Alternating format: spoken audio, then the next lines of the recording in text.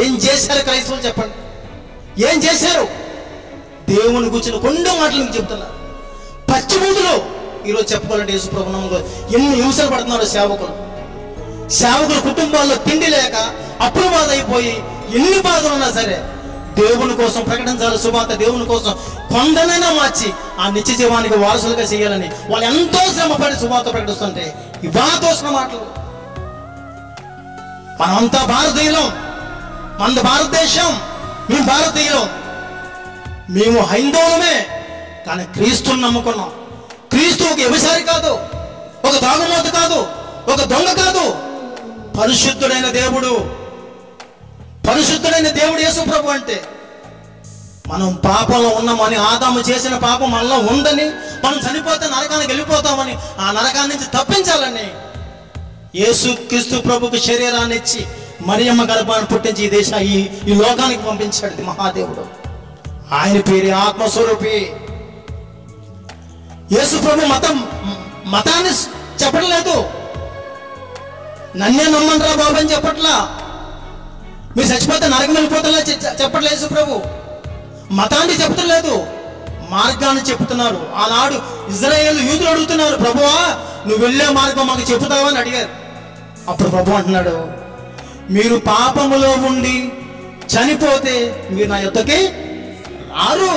నీ నరకం వల్ల గంటేస్తాను చెప్పండి. మీరు అందరూ నా పిల్లలు కదా, నేనే కదా నా స్వహస్తాలతో మిమ్మల్ని చేసుకున్నాను, తల్లి గర్భంలో రూపించాను, నేనే కదా మీ పిండముగా ఉన్న పొండగా నేను చూశాను, నా కళ్ళు మిమ్మల్ని చూసినాయి కదా, మిమ్మల్ని ఎందుకు నరకం గంటేస్తాను. కానీ మీరు పాపంలో ఉండి చనిపోతే ఒక ఆదాము అని ఇవన్నీ చేశాను, వాళ్ళు ఆధ్యాత్మికమం తప్పారు, వాళ్ళు పాపం వచ్చింది, ఆధ్యాత్మికమైన పాపం అన్నారు.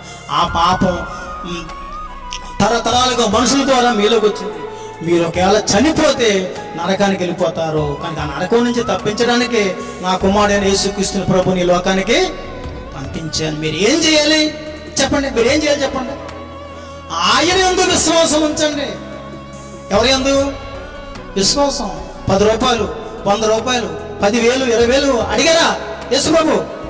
ఏమండి ఈరోజు ఎక్కడికైనా థియేటర్ కానీ ఏదైనా పెద్ద కాంప్లెక్స్కి వెళ్ళాలంటే ఫస్ట్ ఒక అద్దెంట్లోకి వెళ్ళాలంటే చెప్పండి, ఈ రోజుల్లో ఒక అద్దెంట్లోకి వెళ్ళాలంటే అడ్వాన్స్ ఎంత? 10,000, 5,000.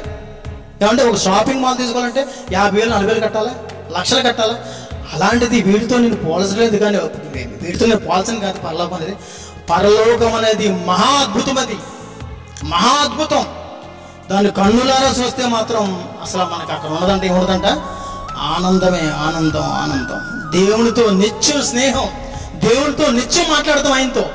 అటువంటి మహాలోకాన్ని నీకు ఇవ్వాలని చెప్తున్నాడు. అసలు ఆ మనుషుల్ని జ్ఞాపకం చేసుకోడు. నువ్వు ఏ పార్టీ వాడు అని దావితే చెప్తున్నాడు. ఎవడరా ఈ మనిషి అసలు? ఎవడి అసలు ఎంత ఉండేటట్టు 6 అడుగులు 5 అడుగులు.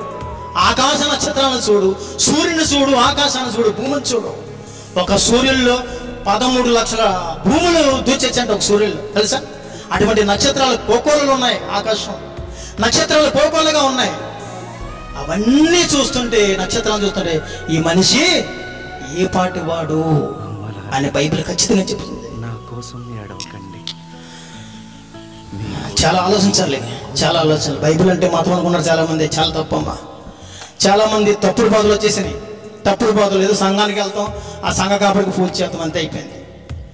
ఈ రోజుల్లో నేను చెప్తున్నాను, 2005 సంవత్సరం 2025 సంవత్సరంలో ఏ సంఘంలో కూడా యేసు ప్రభు లేడు. తెలుసా మీకు? తెలీదా? ఉన్నారా భయ్యా? లేదు.